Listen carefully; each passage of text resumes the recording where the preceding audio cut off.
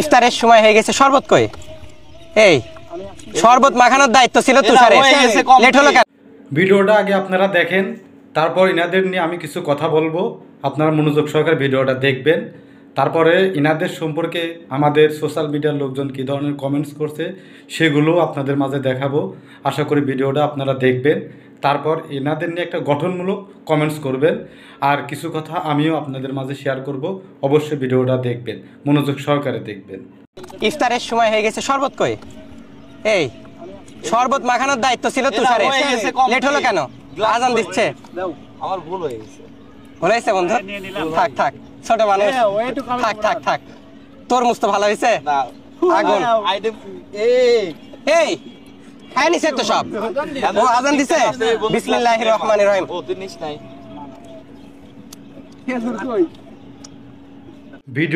ভিডিওটাতে আপনারা একটু খেয়াল করে যদি দেখেন তাহলে দেখতে পারবেন যে ওই নায়ের ওই কোনায়, মানে ওই সাইডে দেখেন, মানে মাঝিটা চুপ করে বসে আছে, আর এখানে এরা ইফতার করছে। আসলে একটা বিবেকবান মানুষ, মানে এরা তো অনেকেই আছে, এরা আমি জানি যে এরা একটা ইউনিকভাবে ইফতারি করছেন। তো মাঝিকে সাথে নিলে মনে হয় না ভালো হতো, মানে খারাপ হতো না, কারণ আরও ভালো হতো, সবাই এদের নিয়ে প্রশংসা করতো। আর এরা মাঝিদের সাথে না নেওয়ায় সাধারণ জনগণ, মানে ফেসবুকে, মানে সোশ্যাল মিডিয়ার সাধারণ জনগণ এনাদের কিভাবে কমেন্টস করছে, কত খারাপ খারাপ কমেন্টস করছে, এখন কমেন্টসগুলো দেখে আপনারা মন্তব্য করবেন। অবশ্যই আপনাদের ভালো মতামতটা আমাকে জানাবেন। আমি এই ধরনের ভিডিও রেগুলার তৈরি করে থাকি। আমার চ্যানেলটাকে যদি ভালো লাগে অবশ্যই আপনি কিন্তু সাবস্ক্রাইব করবেন আমার চ্যানেলটাকে পরবর্তী ভিডিওগুলো দেখার জন্য।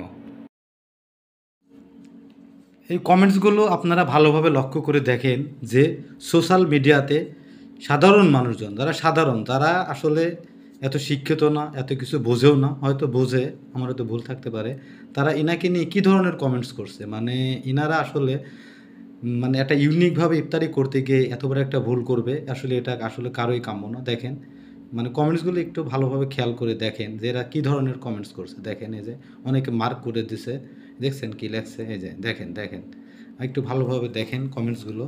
মানে আসলে কেউই, মানে একজন মানুষও ইনাদের নিয়ে মানে পজিটিভ কোনো কমেন্টস করে নাই, সবাই ইনাদের নিয়ে নেগেটিভ কমেন্টস করছে। মানে ইনাদের, আমার মনে হয় ইনাদের লজ্জা হওয়া দরকার এ ধরনের ঘৃণিত কাজ করার জন্য, কারণ আসলে উনারা এই কাজটা ভালো করে নাই। ওনাদের অবশ্যই সোশ্যাল মিডিয়াতে এসে জনগণের কাছে ক্ষমা চাওয়া উচিত এই অপরাধটার জন্য। কারণ রোজার দিনে একজন পথচারীকেও কেউ ইফতারি না দিয়ে বসে থাকে না।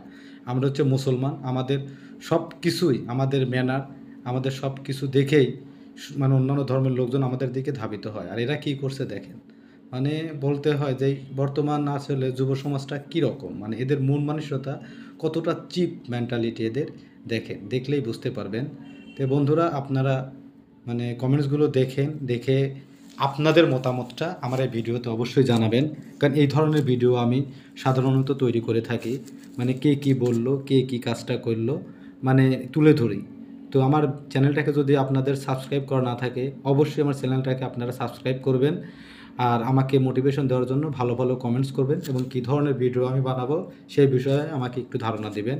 আশা করি আমার চ্যানেলটাকে যারা সাবস্ক্রাইব করেন নাই তাড়াতাড়ি সাবস্ক্রাইব করে দিবেন, আর অবশ্যই আমার ভিডিওটাতে একটা লাইক দিবেন এবং একটা শেয়ার করে দেবেন, যেন অন্যান্যরা এই ভিডিওটা দেখতে পায়, এনাদের কাজকর্মগুলো অন্যরাও দেখতে পায়।